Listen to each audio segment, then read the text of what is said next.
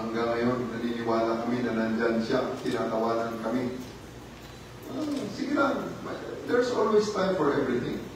At darating, sabi ko nga kanina, makuhuli rin natin yan. Makuhuli natin yan, just a matter of time. So, we welcome this resolution of the Davao City Council because lahat tayo, ang gusto natin is uphold the rule of law. And I do hope that our esteemed council members and the political leadership of not only Davao City, but our country as well, to call for the concerned people and instrumentalities and everybody, all the Filipino people, to uphold the rule of law.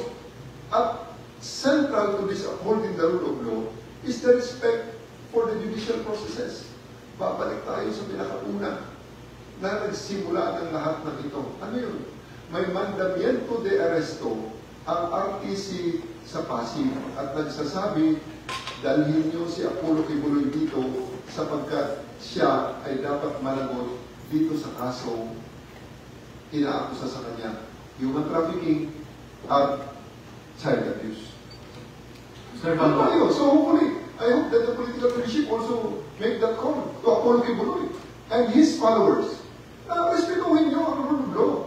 Hindi yung justice for Apollo Kibuloy na nakalagay sa t-shirt nyo. Kaya ayaw nyo namang humurap sa husgado. Saan hustisya nyo hinahanap sa kalsada? Tapos na tayo sa panahon yun. Ang hustisya ay hindi hinahanap sa kalsada. Ang hustisya ay hinahanap natin sa ating mga korte. Hindi ito politikal. Kung nakihan mo ng politika ito, wala itong politika rito. Ito ay patas na pag-i-implement ng warrant of arrest. Gaya ng napakaraming tao ngayon sa loob ng mga kulungan dito sa Davao City at sa iba pang parte ng bansa.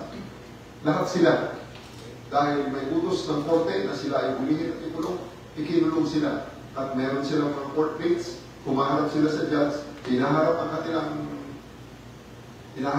mga kaso, dinidepensahan ng mga abogado, at ang mga hindi makakuha ng abogado, binibigyan ng gobyerno sa katauhan ng mga public attorney's office na mga naka-assign sa mga korte kung saan sila ay inaasunto.